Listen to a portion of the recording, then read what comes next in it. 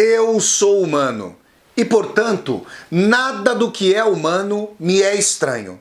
Assim falava o poeta e dramaturgo romano Terêncio, e assim falo eu, Flávio Ricardo Vassoler, escritor, professor e youtuber. E hoje, em mais um vídeo de resenha de filme aqui do meu canal do YouTube, eu trago para vocês uma discussão a respeito do clássico Taxi Driver, de 1976. Filme épico aí, filme maravilhoso que contou com a direção do estadunidense Martin Scorsese. Nós vamos falar muito aí sobre a trajetória do Travis, essa personagem interpretada, e eu diria mais, eternizada pelo Robert De Niro, que a essa altura já havia feito o papel ali de Vito Corleone, o Vito Corleone mais jovem em O Poderoso Chefão Parte 2. Quero lembrar vocês que já houve duas resenhas sobre O Poderoso Chefão de Francis Ford Coppola aqui no meu canal. As resenhas da parte 1 e da parte 2. Vou deixar aqui na descrição desse vídeo os links para essas resenhas para que vocês possam assistir a elas. E quero dizer a vocês que já a gente vai começar a falar sobre Taxi Driver do Scorsese. Mas antes, eu quero conversar com você que está assistindo a esta resenha. Se você está chegando pela primeira vez ao canal, seja muito bem-vindo e bem-vindo. Eu peço que você se inscreva aqui no canal, toque a sinetinha para poder receber as notificações, e se ao fim do vídeo você gostar do conteúdo dessa resenha, dê um like no vídeo, curta o vídeo, dissemine o vídeo pelas redes sociais para que nós possamos chegar cada vez mais e mais pessoas, e deixe também o seu comentário aqui embaixo desse vídeo para que nós possamos conversar. Tudo bem? Então vamos lá, gente. Taxi Driver, filme clássico do cinema, que de 1976, e que contou com a direção do Martin Scorsese, esse diretor estadunidense. Nós temos ali, no Taxi Driver, o acompanhamento da trajetória, das aventuras e desventuras, do caráter tresloucado, estranho e também ressentido, como vocês vão ver, da personagem Travis, que, como eu disse ao início dessa resenha, foi interpretada, e eu diria mais, eternizada pelo Robert De Niro. Quem que é o Travis? Bom, o interessante é que logo no começo do Taxi Driver, existe ali uma entrevista de emprego muito rápida. Então, a caracterização da personagem está dada já num locus, numa situação, numa ação propriamente dita do filme. O Travis, que tem pouca educação, que esteve ali entre os fuzileiros navais dos Estados Unidos. Taxi Driver é um filme de 76 e se passa ali no momento da Guerra do Vietnã. O Travis, ele está procurando emprego, ele está fazendo uma entrevista rápida de emprego para se tornar taxista. Daí a dimensão, Taxi Driver, motorista de táxi. Esse é o filme. E o que tem de peculiar, gente, que a gente pode mencionar em termos sociológicos ou sociopsíquicos na profissão do taxista? Vamos pensar sobre isso. Em geral, se diz aí que muitos taxistas são conservadores. Mas por que isso tende a acontecer? Haveria algum motivo específico? Olha, a gente vai ver aqui que há propensões sim, mas vamos pensar por quê. Se vocês pensarem em operários e operárias de fábrica na linha de produção, em termos tradicionais, como aconteceu, por exemplo, com meu pai, as pessoas trabalhavam numa linha de produção e tinham uma relação contígua de exploração a que eram submetidas. Se caía, por exemplo, uma chapa do carro em cima da mão, da perna da pessoa, como infelizmente e tragicamente tendia a acontecer com muitos operários e operárias, as pessoas ali sentiam que isso era algo que poderia acontecer também com elas. Havia então aquilo que a tradição aí marxista viria a chamar de consciência de classe ou solidariedade de classe, uma dimensão de que as pessoas trabalhavam em conjunto, no mesmo lugar, pleiteavam ali as mesmas dimensões. Tinham os seus horários de trabalho determinados de fora, pela organização da empresa, pela administração da empresa. Não tinham a dimensão de que eram donas dos meios de produção, e de fato não eram. Agora, vamos pensar. O taxista trabalha sozinho. Ele, ainda que seja ali um funcionário, e no caso do Robert De Niro, ele é funcionário de uma empresa de táxi, ele não é dono do seu próprio táxi, mas ainda assim, ele está diante do volante, ele que comanda o carro, ainda que faça corridas guiadas pelos interesses, obviamente, dos seus passageiros, dos seus clientes. Mas ainda assim, o carro, que é esse símbolo de poderio, que é esse símbolo da velocidade, que é um símbolo historicamente associado numa cultura patriarcal e machista ao falo masculino, é o carro que vai buscar a moça para o encontro tradicionalmente, é o carro que é a extensão ali do poderio, a da velocidade, da afirmação da virilidade, todas essas coisas coisificadas, elas têm a ver ali com uma transvaloração, com uma reconfiguração identitária sociopsíquica para o taxista, por exemplo, que é ali a personagem central de Taxi Driver.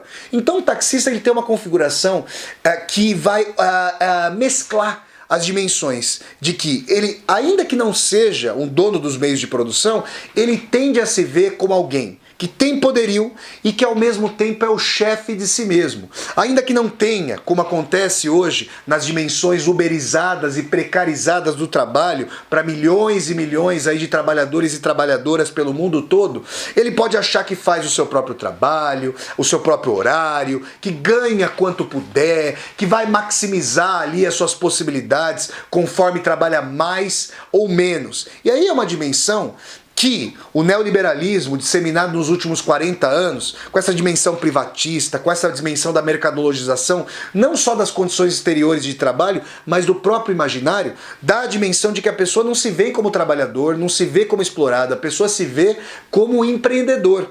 E isso tem uma dimensão muito forte para marcar a questão de que o Robert De Niro se via como alguém que mandava na sua própria vida. O que mais? O Travis, além dessas características de taxista, é uma pessoa sumamente solitária. É um camarada solitário, é alguém ali que tá sempre sozinho, quando não tá trabalhando, chega a trabalhar 16, 18 horas por dia, tá em casa, vendo televisão, comendo um monte de porcaria, tudo isso vai sendo mostrado.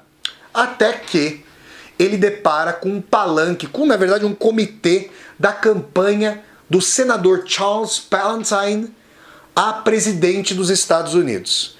Nesse comitê, a gente vai ter ali uma moça que trabalha para o Charles Palantine, que é uma moça ali muito bonita, que está ali apresentada, e o Travis fica completamente encantado. Ele passa sempre perto com o seu táxi pelo comitê de campanha, e em determinado momento ali ele estaciona o táxi e fica olhando para ela fixamente. E a moça vê que ele está fazendo isso. E o que a gente fica pensando?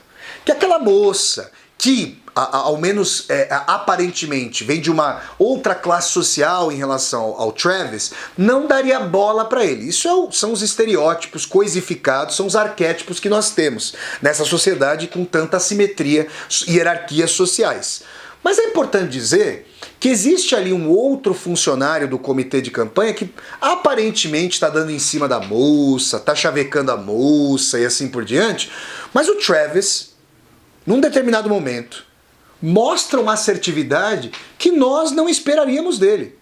Ele põe ali uma roupa mais bem postada, coloca ali o seu blazer, faz a barba, ele que está invariavelmente com uma barba ali por fazer, faz a barba, penteia o cabelo e vai falar como uma flecha, como um corisco, como um raio, ele vai falar com a moça. E ele diz que ele percebe por observar a moça há muito tempo, que ela é tristonha, que ela tá sozinha, que ela tem conversas com seu colega de trabalho, mas que ele não só não a respeita, como na verdade não consegue se comunicar com ela. E ela gosta da assertividade do Travis. Ela percebe ali que o Travis é uma pessoa sem paralelo. Isso é uma coisa impressionante, que mostra um caráter inesperado, de surpresa, ali na personalidade da personagem interpretada e eternizada pelo Robert De Niro. E logo ele já chama para tomar um café, vamos tomar um café. E os dois vão tomar um café ali no local, ela sai do trabalho em um determinado momento, e os dois vão tomar um café e tal, e o Travis se mostra bastante sedutor. Tudo isso, que é inesperado, fica fazendo com que nós imaginemos, bom, agora o Travis, que é esse solitário, que é essa figura aí, esse taxista, vai arranjar uma namorada, vai casar com ela e tudo mais. Mas não vai acontecer isso. E essa é a questão aí que vai dar a virada do filme. Por quê? Porque o Travis, depois do café, vai chamar a moça para ir ao cinema. Até aí tudo bem, a gente fica imaginando, né? Vai chamar ao cinema e tudo mais. Ele até insinua que levando um disco para ela, um vinil, que ela gostava de ouvir, ele até insinua que ele poderia ouvir o vinil na casa dela. Então, ou seja, o Travis está sendo sedutor ali para conseguir ali flertar com a moça e desenvolver um relacionamento com ela. Mas acontece que o Travis começa a mostrar características mais sombrias, mais inusitadas da sua personalidade. Por quê? Porque o Travis é uma figura que, sem que nós consigamos explicar porquê, ao menos sem que nós recorramos às entrelinhas, o Travis diz que a cidade e toda a trama se passa em Nova York, com os seus táxis amarelos, tradicionais da cidade de Nova York. Aqui no Brasil, a cidade que tem... Aqui em São Paulo nós temos táxis brancos. Na cidade do Rio de Janeiro, aqui no Brasil, nós temos táxis amarelos. E lá em Nova York é famosa a frota de táxis amarelos. Então vamos lá. Toda a cidade, tudo se passa lá, e o Travis, ele pega passageiros de todas as procedências, de todos os bairros, ele vai por mais variados lugares, e ele começa a dizer para alguns passageiros que a cidade é suja, que existe a escória pelo mundo, que é preciso limpar a cidade. Isso dá a dimensão, e hoje, como nós temos esse neo-autoritarismo, essa dimensão lamentável do neofascismo, a gente começa a perceber que uma pessoa que se vê líder de si mesma, a revelia dos demais, numa sociedade tão competitiva, pode nutrir fatores de ressentimentos por aqueles, eventualmente, que podem roubá-lo, que ele acha que podem vir a roubá-lo, que atacam o táxi, que são os mais pobres. A câmera do Scorsese vai mostrando traficantes de droga pelas ruas de Nova York, garotas de programa pelas ruas de Nova York, e assim por diante. E o Travis é um rapaz que é acometido por insônia contumaz. E, como não consegue dormir, o Travis passa muito tempo indo a cinemas. E para ver filmes quais? Filmes pornô. Vejam que coisa. Ele vê filmes pornô. Até num determinado momento, ele tenta flertar com a bilheteira do filme, que não dá a menor bola para ele. E aí, imaginem vocês que o Travis, que conseguira chamar a atenção da moça do comitê do senador Charles Palantine a presidente, que o Travis leva a moçoila, a mocinha, para ver um filme pornô sueco. Oh, gente, você fica torcendo para que dê tudo certo entre o Travis e a moça, mas como é que o camarada leva a moça no primeiro encontro para ver um filme pornô? É brincadeira, e a moça reage e vai embora. E nunca mais dá pala pro Travis. E aí ele fica revoltado, ele tenta falar com ela, ele manda flores pra ela e tudo mais, e ela não quer saber mais dele. E aí, a partir desse descontentamento, que toda aquela energia difusa, ressentida, tresloucada e desfocada do Travis começa a encontrar algum tipo de guarida. Por quê? Ele, que já fora fuzileiro naval, e isso parece aleatório, mas não, num país de cultura lamentável de armas, de posse de armas, de filmes de violência, com exercício ali de violência das personagens masculinas que são sempre armadas, a extensão do falo, o falo ejaculando balas, o Travis vai achar, ou é isso que se sugere, que ele deve fazer a justiça ou a limpeza com as próprias mãos. É uma coisa impressionante. Ele vai até um traficante de armas que vai vender armas para ele no quarto de um hotel. Vai vender uma Magnum 44. Vocês têm dimensão do que uma Magnum 44 pode fazer na cabeça de uma pessoa? É um rombo do tamanho de uma tangerina, se não for do tamanho do melão. Ele compra várias armas, facas e se municia, como se estivesse na guerra. E é importante dizer que tem uma cena muito emblemática em Taxi Driver. Num determinado momento, com um passageiro ali do Robert De Niro, que é o próprio Martin Scorsese. Vejam a metalinguagem, a questão do filme refletindo sobre o próprio filme. O Martin Scorsese, jovenzinho, ali em 1976, com uma barba bem esquadrinhada, bem escanhoada, bem feita. Ele tá ali, ele tá no táxi e ele vai comandando o Robert De Niro, o Travis. Não, pode deixar o taxímetro ligado e tal. Num determinado momento, ele, que tá ali no táxi, ele fala pro Travis olhar pela janela de um edifício diante do qual eles haviam parado. E o que se vê? Se vê a silhueta de uma mulher fumando, a silhueta de uma mulher aparentemente bonita, bem postada, que está ali no apartamento. E a personagem do Scorsese diz o seguinte, sabe quem que é aquela ali? Obviamente que o Travis não sabe. Ele diz, é minha mulher. E aquele ali não é o meu apartamento. O que a minha mulher está fazendo ali? Ela está me traindo. E eu vou ficar aqui e com a minha Magnum 44 eu vou arrebentar a minha mulher e vou arrebentar o amante dela. Eu vou matá-los. Você tem alguma coisa a fazer quanto a isso? A personagem do Scorsese pergunta pro Travis. E aí vocês podem pensar, será que ele se indignou? Será que ele tentou convencer o passageiro a não fazer? Imagine, se você estivesse no lugar do Travis, não ia achar que você também ia ser morto de roldão na raiva daquele camarada? Ele não tenta falar nada. Na verdade, o que a gente vê é que o Travis é influenciado por várias questões da cultura da violência americana, inclusive por esse episódio, para se armar até os dentes. Esse horror feminicida, esse verdadeiro horror, essa dimensão de um homem traído que deve se vingar, já estava ali no Travis, porque vejam, a mulher não lhe dera pala. E aí a gente fica imaginando que ele vai fazer alguma coisa contra ela. Tem até uma cena em que o Travis, já com cabelo moicano, vejam vocês, com cabelo de punk, olhem que coisa interessante. O Scorsese pegou vários símbolos, várias simbologias de uma cultura de violência, porque o cabelo punk não é aleatório. Aquele cabelo moicano, o Travis, que era uma figura, vejam, o Travis era uma figura conservadora. Travis era uma figura ali que achava que o mundo estava muito sujo e precisa ser limpo. Ele vai tentar, inclusive, num determinado momento, matar o Charles Palantine depois de um comício. Vejam vocês. E aí tem uma segunda relação que não chega a ser consumada. Vejam, é interessante que o Travis tem um desejo sexual muito grande pela moça do comitê do Charles Palantine, mas não consuma a relação sexual. E com a personagem da garota de programa, encarnada pela Jodie Foster, que é uma moça também muito bonita ali no filme, que é uma moça que fica andando pelas ruas, o Travis vai ter uma relação também não consumada. O que acontece? A Jodie Foster é explorada ali por um cafetão, canalha, né? Explorando o trabalho da mocinha. Esse cafetão, ele não é propriamente apenas e tão somente um cafetão. Ele também a seduz. Então o camarada está explorando o trabalho da outra e ainda diz que a ama. Coisa completamente canalha e sinistra. Robert De Niro, o Travis, fica pé da vida, para não falar outro termo aqui, desde o início.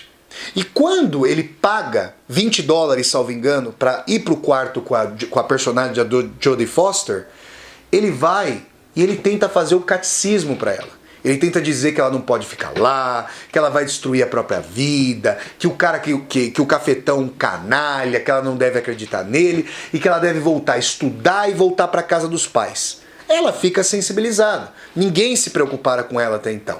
Então ela quer, na verdade, ou oscila, né, porque diz que está drogada e assim por diante, ela quer sair da vida. Antes, ela já entrara no táxi do Robert De Niro. E o cafetão jogaram uma nota de $20 totalmente amassada. Isso é um símbolo da degenerescência, da decrepitude, da podridão que o Travis identifica. Na próxima vez que o Travis vai atrás da Jodie Foster, da personagem da Jodie Foster, e não a encontra, ele acaba deparando com um cafetão na frente do prédio. E aí eles discutem e o Travis, vejam, o mata. Ele dá um tiro a queima-roupa. Quer dizer, dá o primeiro tiro, vai alvejar. Ele vai até o prédio e depois vai matar o próprio porteiro do prédio que havia pedido dinheiro.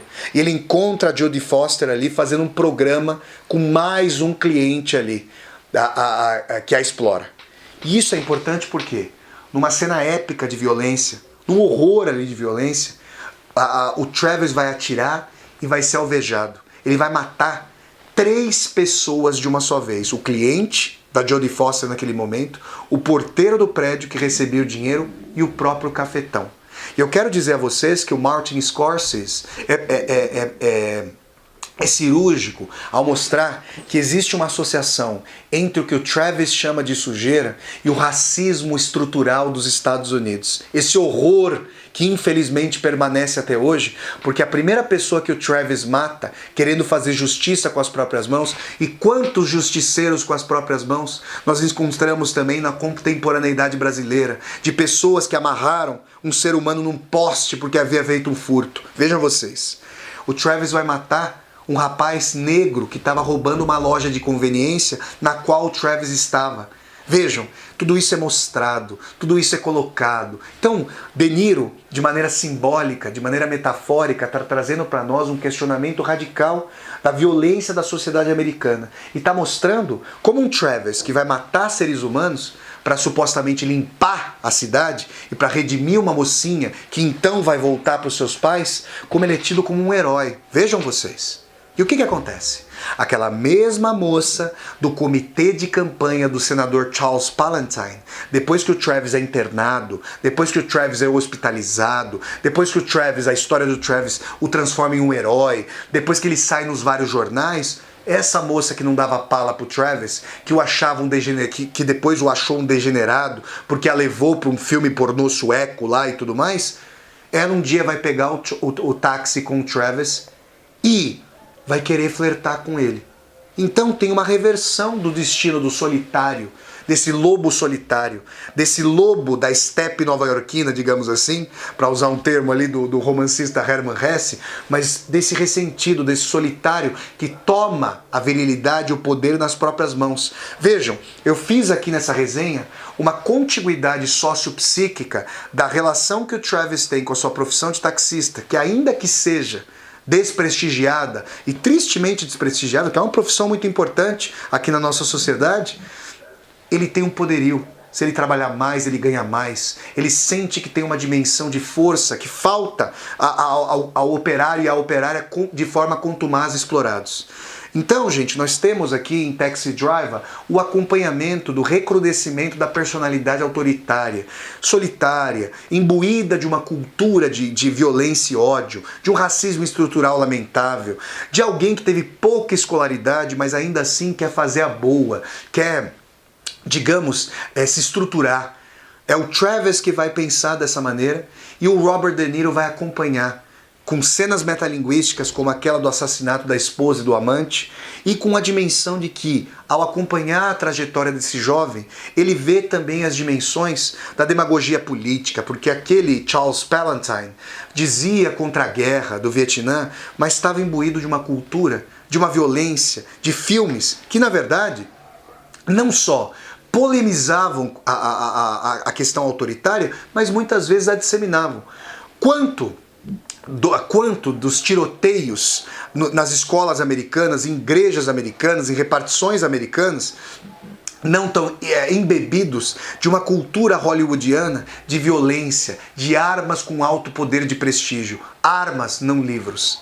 Percebam que isso criou uma dinastia. E é importante que o Robert De Niro tanto está polemizando, está pontuando isso, como também está disseminando nessa cultura fortemente armamentista de que se embebe a personagem Travis. Pessoal, essa foi mais uma resenha de filme aqui do meu canal do YouTube, falando dessa vez sobre o clássico Taxi Driver, esse filme de 1976, esse clássico do cinema, dirigido pelo Martin Scorsese. Se vocês gostaram de mais essa resenha de filme aqui do meu canal do YouTube, eu peço que vocês deem um like no vídeo, curtam o vídeo, disseminem o vídeo pelas redes sociais, para que nós possamos chegar cada vez mais e mais pessoas. E se você está chegando ao canal pela primeira vez, seja muito bem-vindo e bem-vindo. Eu peço que você se inscreva aqui no canal e toque a sinetinha para poder receber as notificações. Até a próxima resenha de vídeo, de filmes, pessoal. Essas resenhas acontecem todos os sábados